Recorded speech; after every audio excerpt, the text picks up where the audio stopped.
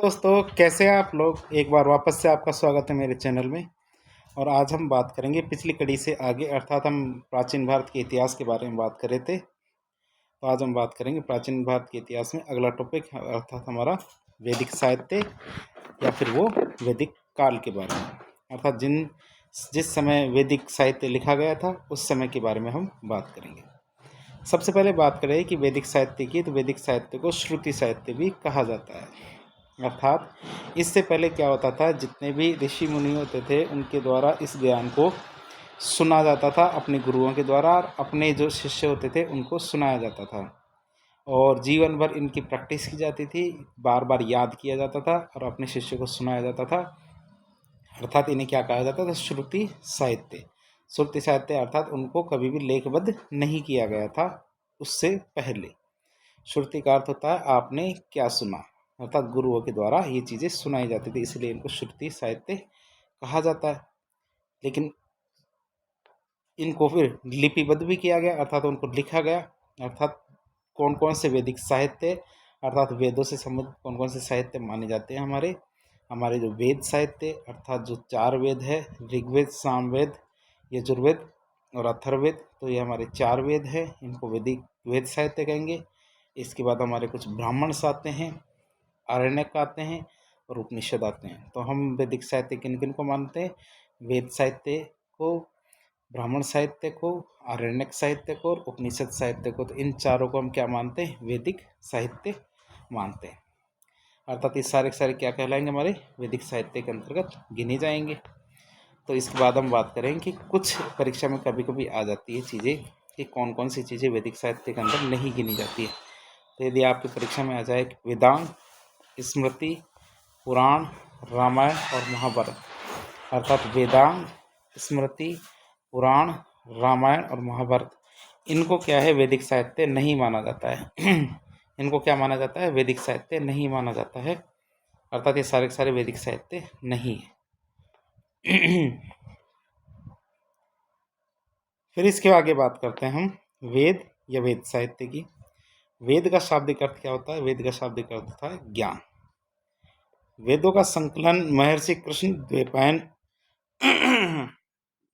जो हमारे महर्षि थे, कौन से, कृष्ण द्वैपायन वेदव्यास जी, उनके द्वारा किया गया था। अर्थात इनको लिपिबद्ध अर्थात लेखबद्ध किसके द्वारा किया गया था, महर्षि कृष्ण द्वैपायन वेदव्यास के द्वारा किया गया था। अर्थात इनको लिपिबद्ध और इनका संकलन किया गया था। अब वेदों की रचना की बात करें तो वेदों की रचना किसके द्वारा की गई थी, आर्यों के द्वारा। अर्थात जो हमारे महर्षि कृष्ण द्वैपायन जी थे, ये आर्य माने जाते थे, आर्यों के गुरु थे। तो वेदों की रचना किनके द्वारा की गई थी, आर्यों के द्वारा। अब बात करें, यहाँ आपके सामने आर्य शब्द आया। आर्य शब्द क्या होता है, वैसे माना जाता है आर्य शब्द जो हमारे मध्य एशिया से भी माने जाते हैं, जर्मनी से भी माने जाते हैं, ये हमारे आर्कटिक एरिया से आए हुए माने जाते हैं, जो हमारे ईरान या फारस के एरिया से माने जाते हैं। अर्थात आर्यों को विदेशी माना गया था। तो आर्य शब्द की बात करें तो आर्य शब्द का अर्थ क्या होता है, आर्य शब्द का अर्थ होता है श्रेष्ठ या कुलीन। अब बात करें वेदों को क्या माना जाता है, नित्य माना जाता है, प्रामाणिक माना जाता है, अपौरुषेय माना जाता है। नित्य का अर्थ होता है कि सदियों पहले भी जो वेद है उनके अंदर जो साहित्य लिखा गया है वह सत्य है, वर्तमान परिदृश्य में भी ये सत्य है और भविष्य में भी ये सत्य रहेगा। अर्थात ये वेद क्या होते हैं, नित्य होते हैं, अर्थात समय काल का इस पर कोई प्रभाव नहीं पड़ता है। दूसरा है प्रामाणिक। प्रामाणिक शब्द का अर्थ होता है कि इनके अंदर जो बातें लिखी गई है इनको वैज्ञानिक प्रमाण के आधार पे साबित किया जा सकता है। अर्थात ये किसी भी सदी के अंदर क्या है, प्रामाणिक रहेंगे। तीसरी बात आती है अपौरुषेय। अपौरुषेय का अर्थ कि पहले क्या है कि इसको श्रुति साहित्य कहा जाता था। श्रुति साहित्य अर्थात इनको ईश्वर ने बनाया था, और ईश्वर ने बना के और फिर जो हमारे ऋषिगण थे उनको सुनाया था। तो फिर वो ऋषियों के द्वारा ये सुनी हुई बातें अपने शिष्यों को दी जाती थी, इस तरह ही चली आ रही थी। अर्थात इनको अपौरुषेय माना जाता है। अर्थात इनकी रचना किसने, पुरुषों ने नहीं की जाता, मनुष्य ने इसकी रचना नहीं की, बल्कि किसने की है, ईश्वर ने इसकी रचना की है। इसलिए वेदों को नित्य, प्रमाणिक और अपौरुषेय कहा जाता है। वैदिक मंत्रों की बात करें तो वैदिक मंत्रों की जो रचना करते थे उन ब्राह्मणों को हम दृष्टा कहते थे। अर्थात जो वैदिक अर्थात ये जो वेद है या वेद साहित्य होते हैं, इनकी अंदर आपको बहुत सारे मंत्र मिलेंगे। क्या मिलेंगे? मंत्र। तो जो व्यक्ति इन मंत्रों की रचना करता था, ऐसे ब्राह्मण होते थे ना जो मंत्रों की रचना करते थे, उन्हें हम क्या कहते थे? दृष्टा कहते थे। वैदिक मंत्रों की रचना करने वाली जो महिलाएं होती थी उनको ऋषि कहा जाता था। अर्थात महिलाएं होती थी उनको तो ऋषि कहा जाता था, और जो हमारे ब्राह्मण होते थे उनको दृष्टा कहा जाता था। इस तरह आप इनको याद कर सकते हैं। वैदिक साहित्य की बात करें तो वेद क्या होता है? वैदिक साहित्य में गिने जाते हैं। अर्थात वैदिक साहित्य हमारे 4 थे, उनमें से वेद क्या है? वैदिक साहित्य माने जाते हैं। अब वेद की बात करें तो वेद 4 प्रकार के होते हैं। एक हमारा ऋग्वेद, यजुर्वेद, सामवेद और अथर्ववेद। अर्थात वैदिक साहित्य में बात करें तो वेद कितने प्रकार के होते हैं? वेद 4 प्रकार के होते हैं। एक एक करके हम इनके बारे में अध्ययन करते हैं। सबसे पहले बात करते हैं ऋग्वेद की। सबसे पहले जब हम ऋग्वेद के बारे में बात करते हैं तो ऋग्वेद सबसे प्राचीन वेद है। ऋग्वेद क्या है? सबसे प्राचीन वेद है। यदि पूछा जाए कि चारों वेदों में से सबसे पुराना कौन सा है? हमारा ऋग्वेद है। अब ऋग्वेद की बात करते तो ऋग्वेद में क्या क्या है? ऋग्वेद में 10 मंडल है, 1028 सूक्त है, और हमारे 10,552 अर्थात लगभग 10,600 इसके अंदर मंत्र लिखे गए हैं। तो ये मंडल तो आप समझ ही गए होंगे। मंडल का अर्थ होगा, जैसे ऋग्वेद एक पुस्तक है, पुस्तक के अंदर जो एक सेक्शन अर्थात लेसन मान सकते हैं। आप क्या मान सकते हैं? लेसन है। तो कितने लेसन है? तो 10 मंडल। तो लेसन को मंडल के रूप में माना जाता है किसी भी पुस्तक के अंदर। तो ऋग्वेद में उसी तरह माना गया। 10 तो मंडल हमारे। फिर 1028 सूक्त है। सूक्त का अर्थ होता है जैसे कोई बातें कही जाती है कि इस बात को कहने में एक पूरा पैराग्राफ लिखा गया है, तो पैराग्राफ को सूक्त मान सकते हैं। और उसके अंदर जितनी भी बातें लिखी गई है उनको हम मंत्र कह सकते हैं। तो ऋग्वेद की बात करें तो ऋग्वेद में 10 तो मंडल हमारे, 1028 सूक्त है और 10,552 मंत्र है। अब इनके बारे में बात करें तो ऋग्वेद में 10 मंडल है, उसमें पहला और जो 10वां मंडल है वो बाद में जोड़ा गया था। पहले दूसरे से लेकर 9वें मंडल तक लिखे गए थे और जोड़े गए थे। फिर बात करें दूसरे से लेकर 7वें मंडल को हम क्या कहते हैं? वंश मंडल या परिवार मंडल कहते हैं। ऋग्वेद में क्या है? दूसरे मंडल से लेकर 7वें मंडल तक को हम क्या बोलते हैं? वंश मंडल या परिवार मंडल कहते हैं। ऋग्वेद से तीसरे मंडल में ऋग्वेद से तीसरे मंडल में गायत्री मंत्र का उल्लेख है। अर्थात ऋग्वेद में देखते हैं तो कौन सा मंडल? तीसरा मंडल। तो तीसरे मंडल में क्या? गायत्री मंत्र का उल्लेख किया गया है। जबकि हमने इससे पहले देखा था दूसरे से 7वें मंडल को हम क्या कहते थे? वंश मंडल या परिवार मंडल कहते थे। गायत्री मंत्र की रचना किन के द्वारा की गई थी? गायत्री मंत्र की रचना विश्वामित्र के द्वारा की गई थी। गायत्री मंत्र तो आपको पता ही होगा, ओम भूर्भुवस्सुः तत्सवितुर्वरेण्यं मा भर्गो। तो इस तरह से आप याद कर सकते हैं इसे, गायत्री मंत्र को, जो एक पवित्र मंत्र माना जाता है। तो इनकी रचना किसके द्वारा की गई थी? विश्वामित्र के द्वारा की गई थी। गायत्री मंत्र की बात करें तो गायत्री मंत्र किन की पूजा के समय या फिर अर्चना के समय गाया जाता है? ये सूर्य देव या सवित्र देव उनकी पूजा के लिए गाया जाता है, अर्थात उनको समर्पित है। अर्थात ये सुबह सुबह जब आप प्रार्थना करते हैं तो आप गायत्री मंत्र बोलते हैं। अब ऋग्वेद की बात करें तो ऋग्वेद का जो 7वां मंडल है उस मंडल में महामृत्युंजय मंत्र है, उसका उल्लेख किया गया है। कभी कभी छोटी परीक्षाओं में इनके बारे में पूछ लिया जाता है कि कौन से मंडल में क्या क्या उल्लेखित है। तो 7वें मंडल में क्या? महामृत्युंजय मंत्र का उल्लेख किया गया है। जैसे आप महामृत्युंजय मंत्र को तो वैसे भी जानते होंगे, ओम ब्रीम क्लीम चामुंडाय विच्चे नमः। तो इस तरह के जो मंत्र थे, तो ये क्या? महामृत्युंजय मंत्र होते थे, जिससे क्या है किसी भी व्यक्ति की उम्र बढ़ जाती थी या अमरता को प्राप्त करने के लिए इस तरह के मंत्र बोले जाते थे। 7वें मंडल की हम बात करें तो 7वें मंडल में दशराजन जो युद्ध है, 7वें मंडल में क्या? दशराजन जो युद्ध है या दशराज्ञ युद्ध है, इसकी जानकारी मिलती है हमें। दशराज्ञ युद्ध की बात करें, दशराज्ञ युद्ध भरत कबीले और 10 कबीले है ना, उनके बीच में लड़ा गया था। अर्थात एक तरफ तो हमारे कौन थे? एक तरफ तो हमारा भरत कबीला था और दूसरी तरफ 1 2 3 4 5 इस तरह 10 कबीले थे। कितने? 10 कबीले थे एक साथ, और इनके बीच में क्या हुआ? युद्ध हुआ। अब युद्ध में क्या है? जो भरत कबीला था, तो भरत कबीले की तरफ से राजा सुदास लड़ रहा था। इसकी तरफ से कौन लड़ रहा था? राजा सुदास लड़ रहा था।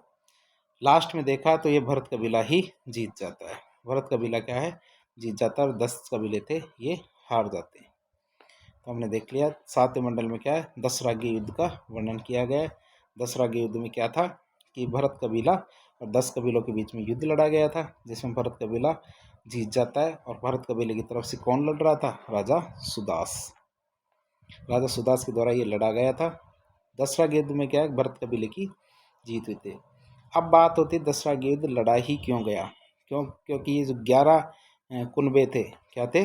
11 कुनबे थे, तो अर्थात कबीले थे। तो 11 कुनबों के अंदर ये तय नहीं कर पा रहे थे कौन से कुनबे या कौन से जो कबीला है उसके सरदार को पुरोहित का पद दिया जाएगा। उस समय पुरोहित का पद सबसे वरिष्ठ पद माना जाता था, अर्थात राजा से भी बड़ा पद पुरोहित का पद होता था। पुरोहित की बातें सभी को माननी पड़ती थी और सभी मानते थे। तो ये समझ नहीं पा रहे थे, तो इनके लिए जो राजा सुदास ने यह युद्ध लड़ा और जीत लिया। अब दशराग्य युद्ध की बात करें हम, तो दशराग्य युद्ध कहाँ लड़ा गया था? दशराग्य युद्ध देखें तो पुरोहित पद के लिए लड़ा गया था, और लड़ा कहाँ गया था? रावी नदी के तट पर। रावी नदी के तट पर हमारे दशराग्य युद्ध लड़ा गया था। अब ऋग्वेद की बात करें, ऋग्वेद के 8वें मंडल में जो इंटेलिजेंट वुमेन्स अर्थात विदुषी महिलाएं हैं, उनका नाम का उल्लेख किया गया है। जैसे कि हमारे घोषा, सिक्ता, अपाला, लोपामुद्रा, काक्षावृत्ति और विश्वरा। तो इस तरह हम देख सकते हैं घोषा, सिक्ता, अपाला, लोपामुद्रा, काक्षावृत्ति और विश्वरा। तो जो हमारी इंटेलिजेंट महिलाएं हैं उनका नाम लिखा गया है कहाँ पे? 8वें मंडल में। इस समय पता चलता है कि जो महिलाओं की जो स्थिति खराब हुई थी, अर्थात जो उनको शिक्षा का अधिकार छीन लिया गया था और दरिद्रता की तरफ उनको धकेलने का प्रयास किया गया था, यह वैदिक काल में नहीं था। अर्थात वैदिक काल के बाद की बात है, जब गुप्त काल आता है। गुप्त काल में महिलाओं की स्थिति खराब होती है, लेकिन वैदिक काल में महिलाओं की स्थिति सुदृढ़ थी। इससे पता चलता है कि 8वें मंडल में जो विदेशी महिलाएं हैं कि महिलाओं को शिक्षा का अधिकार था, महिलाएं वेद पढ़ती थी और अन्य ज्ञान की चीज़ें करती थी, गोष्ठियों में सम्मिलित होती थी। तो हम इससे समझ सकते हैं। तो ये हमने 8वें मंडल की बात की। फिर 9वें मंडल की हम बात करें तो ऋग्वेद का जो 9वां मंडल है वो सोम को समर्पित है। किसको समर्पित है? सोम को समर्पित है। और सोम रस का निवास क्या? मुंजवत पर्वत है। ये तो आप समझ गए होंगे कि 9वां मंडल है। सोम अर्थात शराब। सोम का अर्थ क्या होता है? शराब। या तो इसको समर्पित है। जैसे हम कहते हैं सोम रस हमने क्या पी लिया है? सोम रस पी लिया है। तो सोम का अर्थ होता है शराब, और सोम रस या शराब का निर्माण कहाँ किया गया था? मुंजवत पर्वत पे। तो सोम रस को समर्पित है। सोम रस का जो निवास था ना, वो कहाँ है? मुंजवत पर्वत। फिर बात करते हैं 10वें मंडल की। तो 10वें मंडल की बात करें तो 10वें मंडल में पुरुष सूक्त में 4 वर्णों का वर्णन किया गया, अर्थात 4 वर्ण, अर्थात ब्राह्मण, क्षत्रिय, वैश्य और शूद्र। ये 4 वर्ण हैं। इन 4 वर्णों का उल्लेख कहाँ किया गया? 10वें मंडल में। तो ऋग्वेद के 10वें मंडल के पुरुष सूक्त में 4 वर्णों का उल्लेख किया गया है। और कौन कौन से? ब्राह्मण, क्षत्रिय, वैश्य और शूद्र। शूद्र शब्द का पहले प्रयोग पहली बार क्या ऋग्वेद के 10वें मंडल में हुआ था? शूद्र शब्द है तो पहली बार यदि कहीं पे उल्लेख किया गया है तो वह कहाँ किया गया? तो ऋग्वेद के 10वें मंडल में शूद्र शब्द का उल्लेख किया गया था।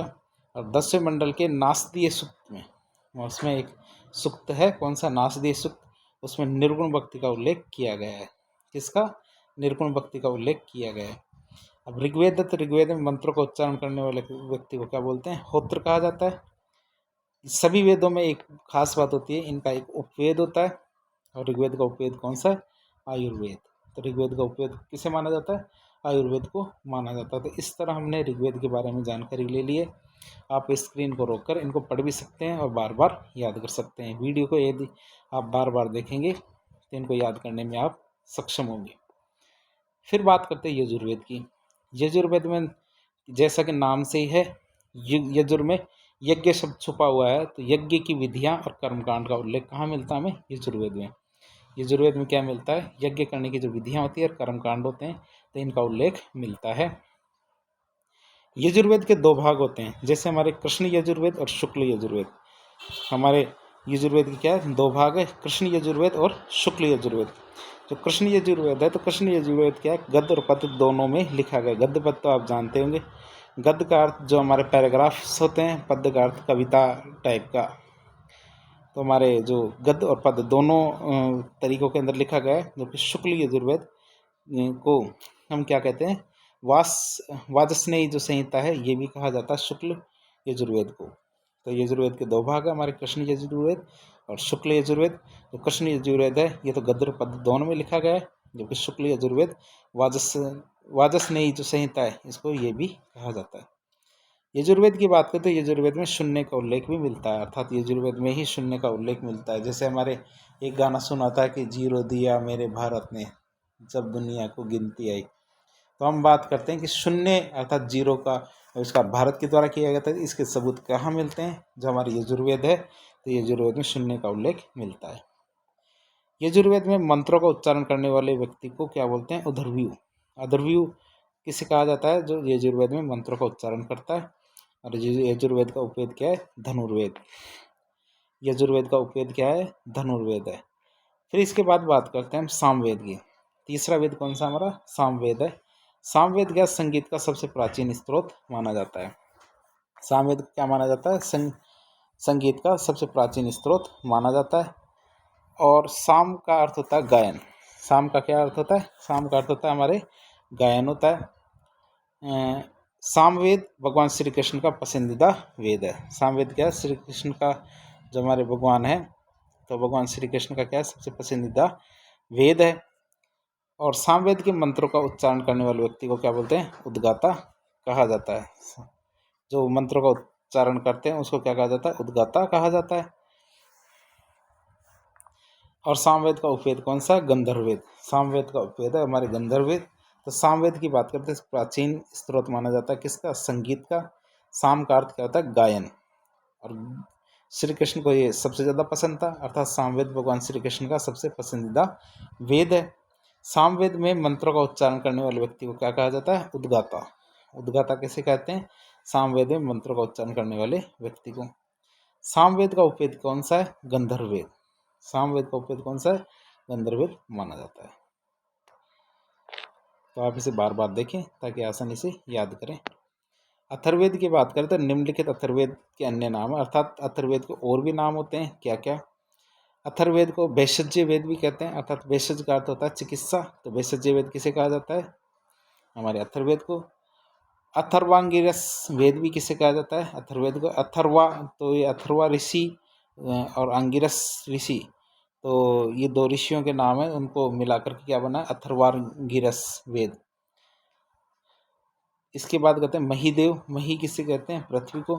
जैसे एक शब्द आता मही, जैसे मैं ही, जो बड़ी ई की मात्रा आता है तो इसको तो पृथ्वी कहते हैं, बड़ी ई की मात्रा को हम क्या कहते हैं, पृथ्वी।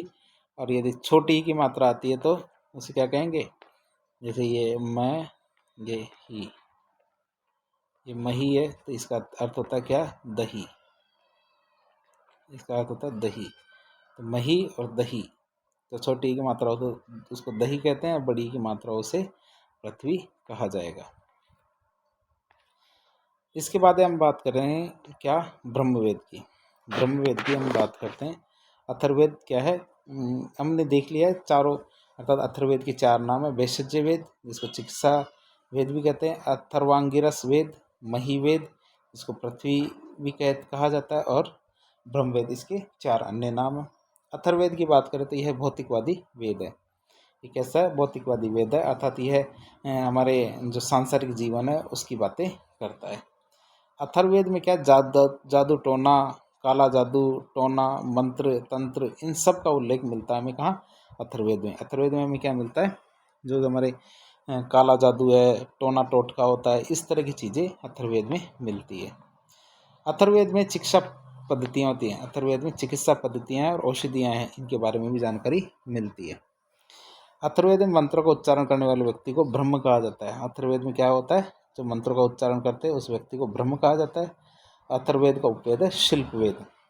अथर्ववेद का उपवेद क्या है, शिल्पवेद है। अथर्ववेद सबसे अंत में लिखा गया है, अर्थात चौथा वेद कौन सा माना जाता है, अथर्ववेद को। और प्रथम वेद किसे माना जाता है, ऋग्वेद को। तो इन चीज़ों को आप याद रख सकते हैं, अर्थात अथर्ववेद सबसे बाद में लिखा गया वेद था।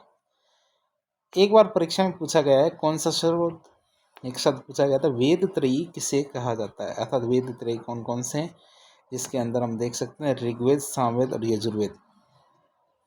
इनको सम्मिलित रूप से क्या कहा जाता है, वेदत्रयी। जबकि हमारे अथर्ववेद है, इसको वेदत्रयी नहीं माना जाता, अर्थात वेदत्रयी में अथर्ववेद को शामिल नहीं किया जाता। क्यों? क्योंकि चौथे नंबर का वेद है, चौथे नंबर का वेद है, और इसके अंदर आप देख ही सकते हैं काला जादू, जादू टोना, तो इस तरह की जो बातें होती है सांसारिक जीवन के बारे में, भौतिकतावादी जीवन, तो इस तरह से मान सकते हैं। तो यह इस वेद को इसके लिए सही माना नहीं गया होगा, इसलिए इसको वेदत्रयी की संज्ञा नहीं दी गई है। फिर आगे हम अगला टॉपिक पढ़ते हैं, जो वैदिक साहित्य है वो कौन सा, ब्राह्मण साहित्य। कौन से वैदिक साहित्य की बात करेंगे हम, ब्राह्मण साहित्य की बात करें। तो ब्राह्मण साहित्य वैदिक साहित्य होता है। वैदिक साहित्य को सरल भाषा में समझने के लिए हम क्या करते हैं, ब्राह्मण साहित्य की रचना करते हैं। अर्थात ब्राह्मण साहित्य की रचना क्यों की गई थी? क्योंकि जो वेदों की भाषा थी वह काफ़ी कठिन थी, वह आम जन के समझ में नहीं आती थी। तो आम जन को उसको सरल भाषा में समझाने के लिए किसकी रचना की गई, ब्राह्मण साहित्य की रचना की गई। अर्थात सभी वेदों के एक एक या दो दो क्या है, ब्राह्मण साहित्य लिखे गए हैं। अर्थात प्रत्येक वेद को समझाने के लिए ब्राह्मण साहित्य की रचना की गई है। सबसे पहले आता है हमारा ऋग्वेद। ऋग्वेद को बात करें तो ऋग्वेद को सरल बनाने के लिए दो ब्राह्मण साहित्य की रचना की गई है। ऋग्वेद को सरल बनाने के लिए क्या की गई, दो ब्राह्मण साहित्यों की रचना की गई। और वो कौन कौन से, पहला हमारा ऐत्रेय ब्राह्मण और दूसरा हमारा आता है कौशितकी ब्राह्मण। पहला हमारा ऐत्रेय ब्राह्मण आता है, दूसरा हमारा कौशितकी ब्राह्मण आता है। दूसरा हमारा कौन सा है, यजुर्वेद। यजुर्वेद के लिए कौन से ब्राह्मण साहित्य की रचना की गई, इसके लिए हमारे शतपथ ब्राह्मण और तैत्रीय ब्राह्मण, जिसको तैत्रेय या तैत्रीय ब्राह्मण भी कह सकते हैं। तो यजुर्वेद को सरल बनाने के लिए अर्थात जनता की समझ के लिए क्या किया गया है, दो ब्राह्मण साहित्य अर्थात शतपथ ब्राह्मण और तैत्रीय ब्राह्मण, इन ब्राह्मण साहित्यों की रचना की गई है। तीसरा हमारा ब्राह्मण साहित्य की बात करें हम तो सामवेद आता है। सामवेद को सरल बनाने के लिए तीन ब्राह्मण साहित्य की रचना की गई, जैसे हमारे पंचविश ब्राह्मण, षड्विश और जैमिनीय ब्राह्मण। इसमें विष का अर्थ क्या होता है, विष का अर्थ 20 होता है। विष का अर्थ क्या होता है, 20 होता है। पंचविश मतलब 5 × 20 अर्थात 100, और यदि षड्विश है तो 6 × 20 है ना, तो 120। तो इस तरह ब्राह्मण साहित्य है हमारे कौन कौन से, सामवेद के हैं पंचविश, षड्विश और जैमिनीय ब्राह्मण। चौथा हमारे आता है अथर्ववेद। अथर्ववेद के ब्राह्मण साहित्य की हम बात करें तो अथर्ववेद के ब्राह्मण साहित्य की, तो अथर्ववेद को सरल बनाने के लिए ब्राह्मण साहित्य की रचना की गई, और वो कौन सा है हमारा, गोपथ ब्राह्मण। वो हमारा कौन सा ब्राह्मण है, गोपथ ब्राह्मण है। फिर आता है, हमने ब्राह्मण देख लिए, ब्राह्मण सभी वेदों के ब्राह्मण साहित्य को भी देखा। अब बात करेंगे हम आरण्यक साहित्य की। तो आरण्यक साहित्य क्या होता है, आरण्यक साहित्य भी एक वैदिक साहित्य होता है। आरण्यक साहित्य की रचना अरण्य अर्थात वन या जंगल में की गई थी। आरण्यक साहित्य की बात करें तो इनकी रचना कहाँ की गई थी, जंगल में या वन में की गई थी। आरण्यक साहित्य की विषय वस्तु की बात करें तो आरण्यक साहित्य में क्या लिखा गया था, इसमें दार्शनिक तत्व अर्थात रहस्यात्मक ज्ञान की पुष्टि की गई थी, अर्थात रहस्यात्मक ज्ञान लिखा गया था। और बात करें तो आरण्यक साहित्य में दार्शनिक तत्व या रहस्यात्मक ज्ञान की जानकारी हमें मिलती है। निम्नलिखित वेदों पर आरण्यक साहित्य लिखे गए हैं। अब वो आरण्यक साहित्य की बात करते हैं कि कौन कौन से वेदों पर आरण्यक साहित्य लिखे गए। वेद हमारे 4 है, 4 में कौन कौन, ऋग्वेद, यजुर्वेद, सामवेद, अथर्ववेद, इन पर आरण्यक साहित्य की रचना की गई। तो कौन कौन से हम देखते हैं। सबसे पहले ऋग्वेद की बात करें तो ऋग्वेद में कौन कौन से आरण्यक साहित्य लिखे गए हैं। ऋग्वेद में हमारे 2 आरण्यक साहित्य लिखे गए हैं, एक तो ऐत्रेय आरण्यक, एक आता हमारा कौशितकी आरण्यक। एक तो हमारा ऐत्रेय आरण्यक आता है और एक आता हमारा कौशितकी आरण्यक। फिर बात करें यजुर्वेद की तो यजुर्वेद के 3 आरण्यक साहित्य हैं। यजुर्वेद के में क्या है, 3 आरण्यक साहित्य, जैसे हमारे मैत्रायणी आरण्यक, तैत्रीय आरण्यक और एक वृद्धारण्य। तो यजुर्वेद में क्या है, 3 आरण्यक साहित्य, कौन कौन से, मैत्रायणी आरण्यक, तैत्रीय आरण्यक और वृद्धारण्य आरण्यक। तो सभी वेदों के बारे में हम बात करेंगे कि उनके आरण्यक कौन कौन से हैं। फिर आता हमारा सामवेद। सामवेद का क्या है, एक आरण्यक साहित्य भी, और वो कौन सा है, तलवकार आरण्य है। तलवकार आरण्यक क्या है, सामवेद का आरण्यक है। फिर आता है अथर्ववेद। अथर्ववेद का कोई आरण्यक साहित्य नहीं है, आप याद कर सकते हो। अथर्ववेद का क्या है, कोई भी आरण्यक साहित्य नहीं है, और ये यहाँ पे 4 था, ये 4 लिखा हुआ है 3 की जगह। तो इसका कोई आरण्यक नहीं है, क्यों, क्योंकि इसको वैसे में मुझे लगता है इसको वैसे वेद त्रयी में शामिल नहीं किया जाता, तो इसका आरण्यक बनाने का प्रयास भी नहीं किया गया। आगे हम बात करेंगे किसकी, उपनिषद साहित्य की। उपनिषद साहित्य की हम बात करें तो उपनिषद साहित्य भी क्या है, वैदिक साहित्य ही माना जाता है। उपनिषद का शाब्दिक अर्थ होता है गुरु के पास निष्ठापूर्ण बैठना। उपनिषद का क्या अर्थ होता है, गुरु के पास आप निष्ठापूर्ण बैठते हो तो यह क्या कहलाता है, उपनिषद। उपनिषद साहित्य वैदिक साहित्य का अंतिम भाग माना जाता है, अर्थात उपनिषद साहित्य क्या है, वैदिक साहित्य का अंतिम भाग है। इसलिए उपनिषद साहित्य को वेदांत या वेदों का अंत साहित्य भी माना जाता है, अर्थात इसे वेदांत कहा जाता है। वेदांत का अर्थ होता है कि जो वेदों का अंत करते हैं, अर्थात उपनिषद साहित्य को वेदांत साहित्य भी कहते हैं। उपनिषद साहित्य की बात करें, इसकी विषय वस्तु क्या है, दार्शनिक तत्व और रहस्यात्मक ज्ञान। उपनिषद साहित्य की भी का दार्शनिक तत्व और रहस्यात्मक ज्ञान क्या होती है, विषय वस्तु थी। अर्थात उपनिषद साहित्य में दार्शनिक तत्व और रहस्यात्मक ज्ञान की जानकारी हमें मिलती है। उपनिषद साहित्य की बात करते हैं, गद्य और पद्य दोनों में लिखा जाता है। उपनिषद साहित्य क्या है कि गद्य और पद्य दोनों में लिखा गया। अब ऐसा नहीं उपनिषद साहित्य एक एक वेदों के बारे में लिखा गया है, जबकि इसमें क्या है, उपनिषद साहित्य की संख्या लगभग कितनी है, 108 है। उपनिषद साहित्य की संख्या कितनी है, 108 है। और वो कौन कौन से हैं, जैसे हमारे खास एक तो हमारे जैसे कठोपनिषद है, जबालोपनिषद है अर्थात जबाल उपनिषद, फिर हमारे छांदोग्य उपनिषद है, बृहदारण्यक उपनिषद है, मुंडक उपनिषद, तैत्तिरीय ब्राह्मण, तो तैत्तिरीय उपनिषद। तो इस तरह हमने 5-6 के नाम लिए, जबकि इनकी संख्या कितनी है, 108 है। एक एक करके इनके बारे में देखते हैं कि क्योंकि इनमें कुछ खास बातें लिखी हुई जो कभी कभी परीक्षाओं में सीधी सीधी पूछ ली जाती है। पहला आता है कठोपनिषद या कठोपनिषद। उपनिषद या कठोपनिषद की बात करें तो कठोपनिषद में यम और नचिकेता के बीच के संवाद के बारे में लिखा गया है, अर्थात कठोपनिषद में क्या अनुष्ठानों की आलोचना की गई है।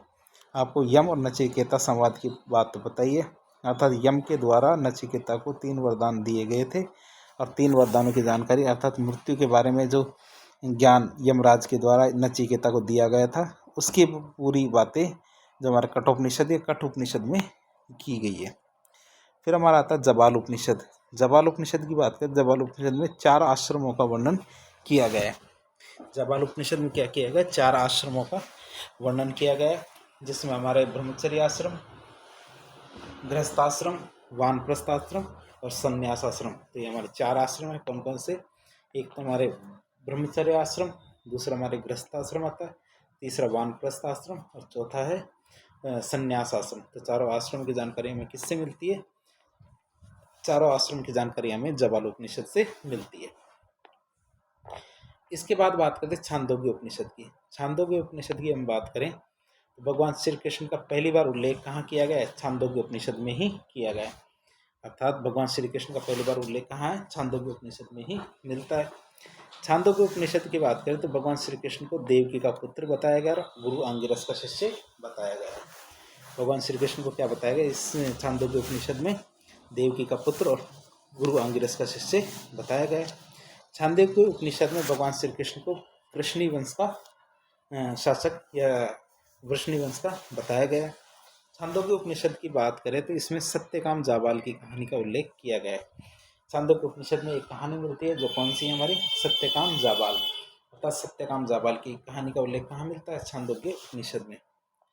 छांदोग्य उपनिषद में बौद्ध धर्म के जो पंचशील सिद्धांत इनका भी उल्लेख मिलता है, अर्थात बौद्ध धर्म के जो पंचशील सिद्धांतों के बारे में जानकारी कहाँ से मिलती है, हमें छांदोग्य उपनिषद से मिलती है। इसके बाद एक और उपनिषद की बात करें वो हमारे बृहदारण्यक उपनिषद।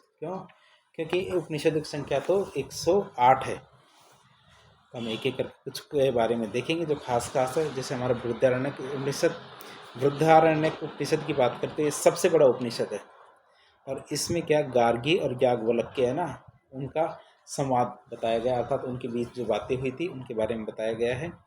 और गार्गी और याज्ञवल्क्य दोनों का संवाद है ना राजा जनक के दरबार में किया गया था, जिसमें अर्थात और ये किस बात पे संवाद था, ये आत्मा के प्रश्न पे संवाद था।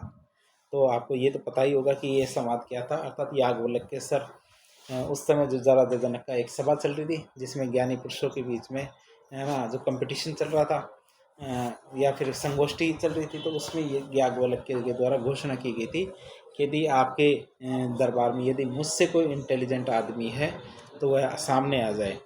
तो उस समय किसी भी पुरुष की हिम्मत नहीं थी कि याज्ञवल्क्य के सामने आके तर्क वितर्क कर सके। लेकिन जो हमारी गार्गी थी, गार्गी विदुषी थी, उन्होंने सबके सामने आई और याज्ञवल्क्य से संवाद किया और अंत तक उस संवाद को लेकर गई। और अंत में जब याज्ञवल्क्य को लगने लगा कि वह संवाद में हार रहा है, तब उन्होंने कहा था, गार्गी मैं तेरा सर फोड़ दूंगा। तो इस तरह बहुत जो तीखा संवाद था, ये हमारे गार्गी और याज्ञवल्क्य के बीच में किया गया था। और ये किस बात पे संवाद था? ये था आत्मा के प्रश्न पे संवाद किया गया था। फिर वृहदारण्यक उपनिषद की बात करें तो यहाँ इसमें पवमान मंत्र है, उसका उल्लेख किया गया है। और इसमें पवमान मंत्र का अर्थ होता है जैसे हमारे अस्तोमा सद्गमय, जो हमारे जो स्कूल के अंदर हमारी प्रार्थना होती है, तो उसके अंदर एक लाइन गाई जाती है, अस्तोमा सद्गमय तमसोमा ज्योतिर्गमय। तो इस तरह हमारे क्या है, ये पवमान मंत्र माना जाता है और इसका उल्लेख कहाँ मिलता है? हमारे वृहदारण्यक उपनिषद के अंदर। फिर आता है हमारा मुंडकोपनिषद या मुंडक उपनिषद। तो इस उपनिषद की बात करें तो सत्य में जयते शब्द है मुंडक उपनिषद या मुंडकोपनिषद से लिया गया है। तो सत्य में जयते शब्द कहाँ से लिया गया? मुंडक उपनिषद या मुंडकोपनिषद से लिया गया है। और सत्य में जयते का अर्थ क्या होता है? सत्य की जीत होती है। जो हमारी जैसे अशोक चक्र है, अशोक चक्र नहीं, ये हमारे जो प्रतीक चिन्ह है, जो हमारा एम्बलम है, प्रतीक चिन्ह है, तो उसके नीचे जो क्या शब्द लिखा गया था? सत्यमेव जयते।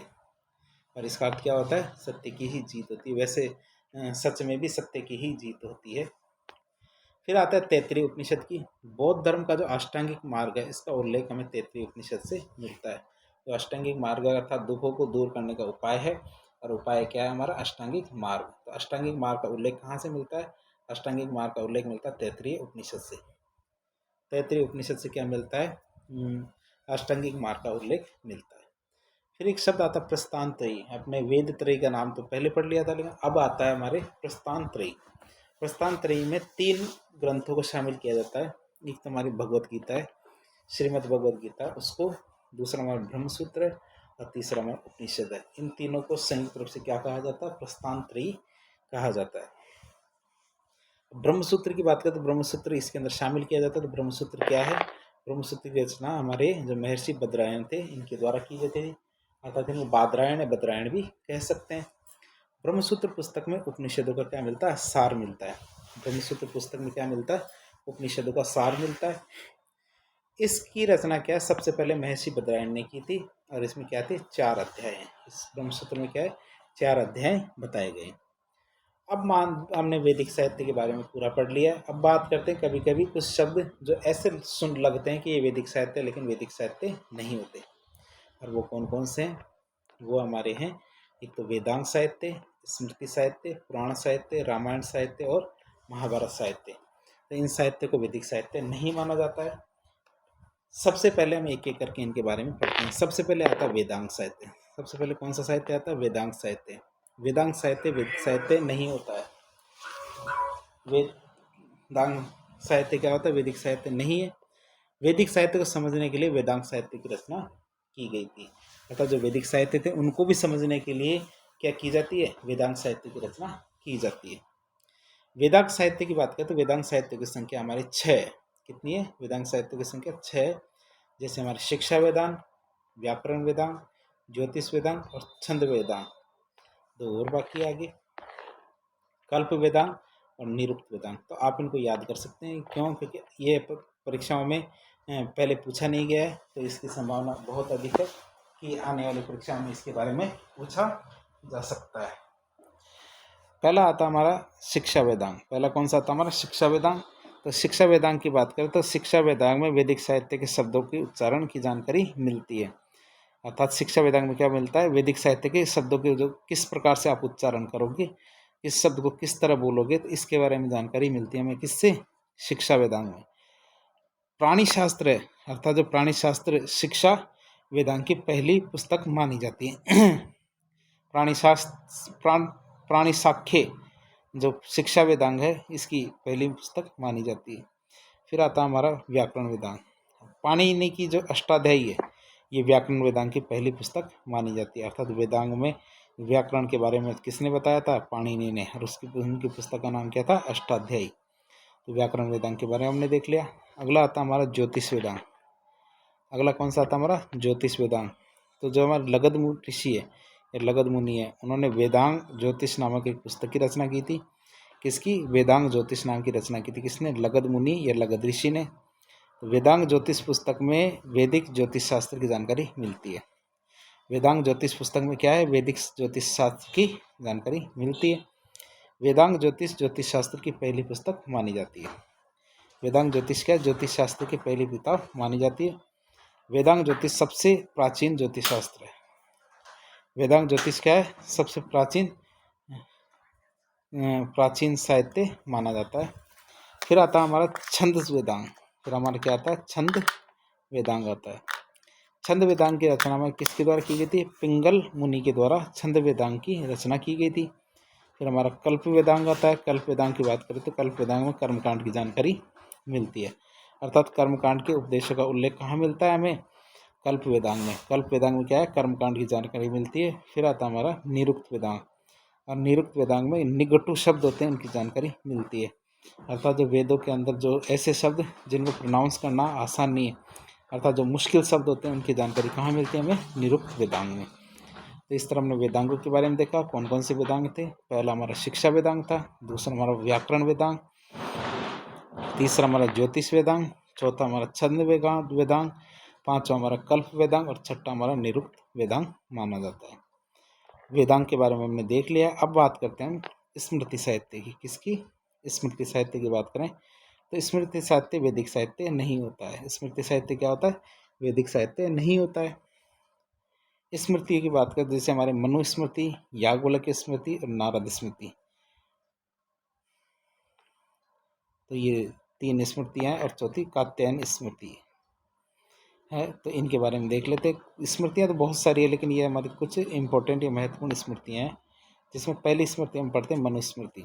मनुस्मृति सबसे प्राचीन स्मृति साहित्य मानी जाती है। और इसमें क्या लिखी गई है? इसमें सामाजिक नियमों का उल्लेख किया गया है।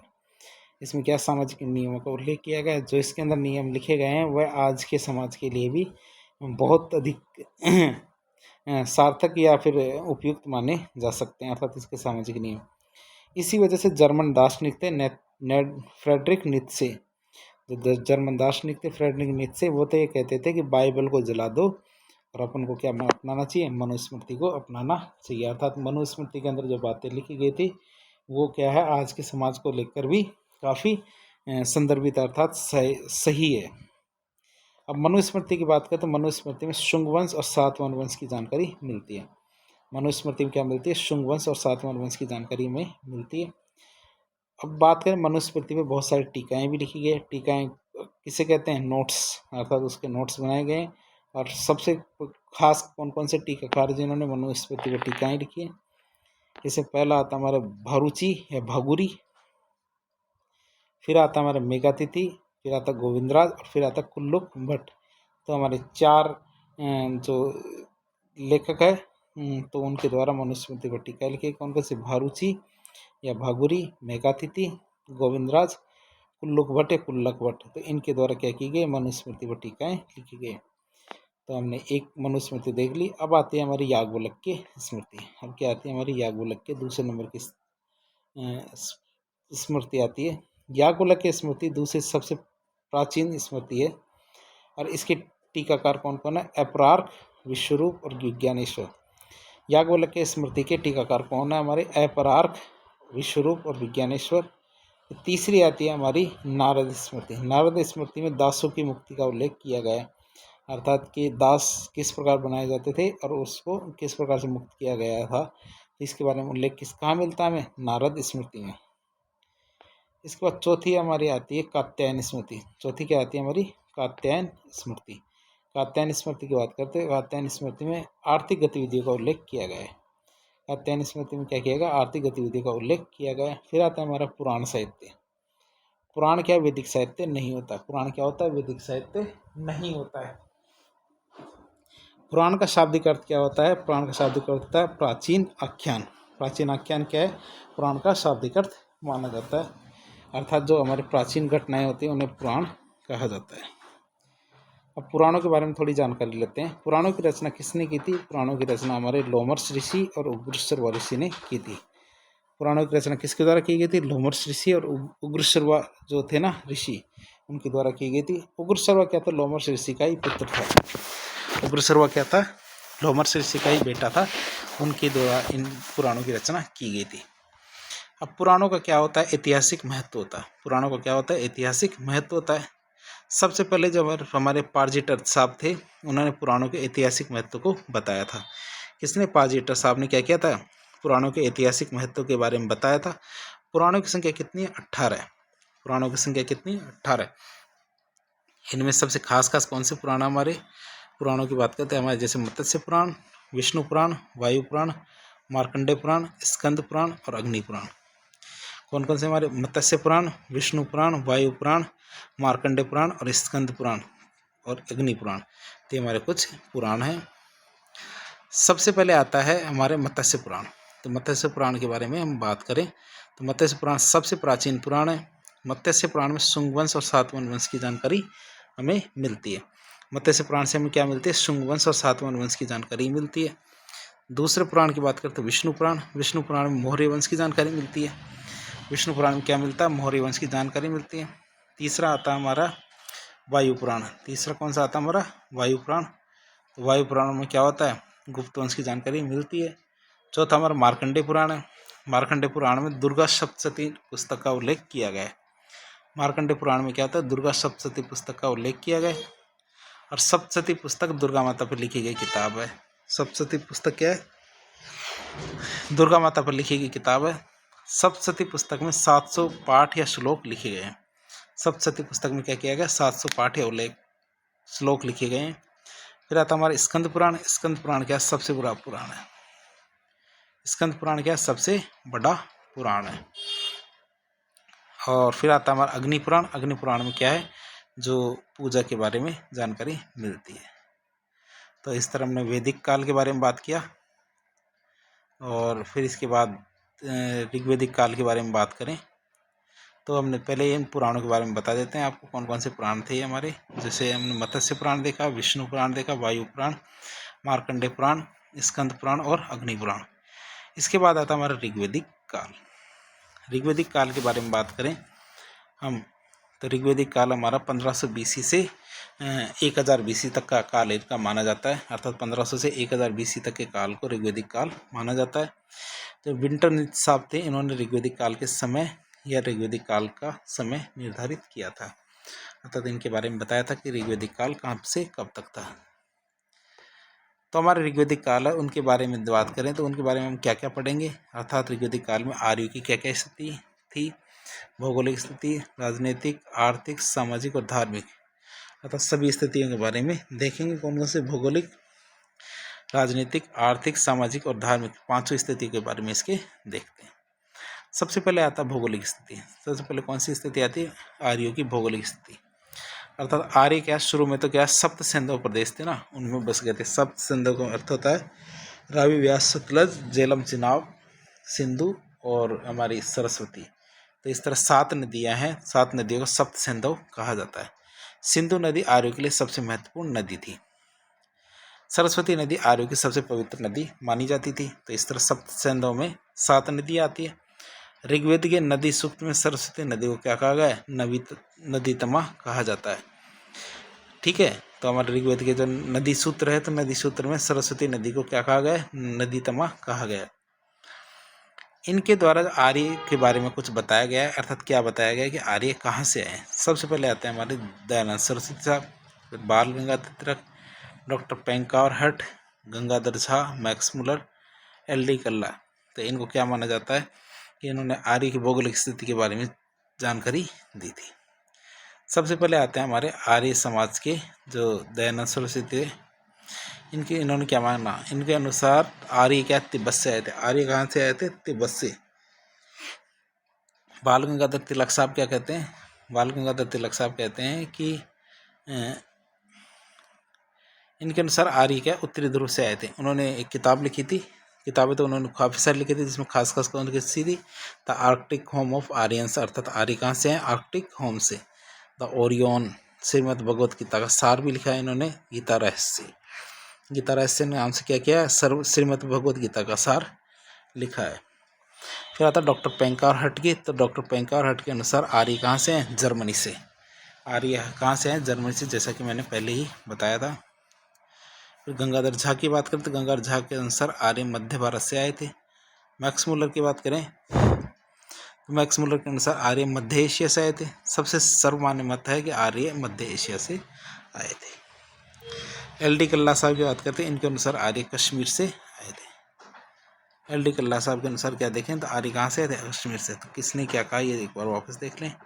सबसे पहले आते हैं हमारे दयानंद सरस्वती साहब। ये मानते हैं आर्य क्या तिब्बत से आए थे। आर्य कहाँ से आए थे, तिब्बत से।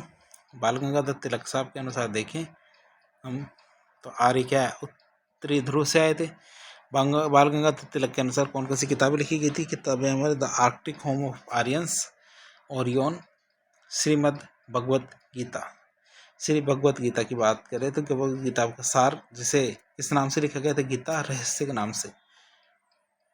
डॉक्टर पेंकार हट की बात करें तो डॉक्टर पेंकार हट क्या मानते हैं आर्य के बारे में, तो ये मानते हैं इनके अनुसार आर्य कहाँ से हैं, जर्मनी से। फिर गंगाधर झा की बात करते हैं, ये मानते हैं कि आर्य मध्य भारत से हैं। फिर मैक्स मुलर और LD कल्ला के बारे में बात की। फिर आता है हमारा बोगज कोई अभिलेख। कौन सा, बोगज कोई अभिलेख की बात करें तो बोगज कोई अभिलेख मध्य एशिया के बोगज कोई नामक स्थान से हमें प्राप्त हुआ है। बोगज कोई नामक स्थान एशिया माइनर तुर्की में, और यह अभिलेख लगभग 1400 साल पुराना है। कितना पुराना है, 1400 साल पुराना है यह अभिलेख। बोगज कोई अभिलेख में 4 वैदिक देवताओं के नाम मिलते हैं, जैसे हमारे इंद्र, वरुण, मित्र और नासत्य। इंद्र, वरुण, मित्र और नासत्य, ये 4 भगवानों के बारे में जानकारी मिलती है। ऋग्वेद में सिंधु नदी को जो 5 सहायक नदियाँ हैं उनका भी उल्लेख किया गया है। ऋग्वेद में जो सिंधु नदी, इसकी 5 सहायक नदियाँ कौन कौन सी है, विपाशा नदी, जी विपाश नदी, सतुद्री नदी, वितस्ता, पुरुषनी और अस्किनी। पुरुषनी और अस्किनी, इस तरह 5 नदियों के बारे में बताया गया है। सबसे पहले विपाशा नदी की बात करें। विपाशा नदी की तो ये सिंधु नदी की सहायक नदी है। ऋग्वेद में व्यास नदी का प्राचीन नाम विपाशा रखा गया है और वर्तमान नाम क्या है इसका, व्यास नदी।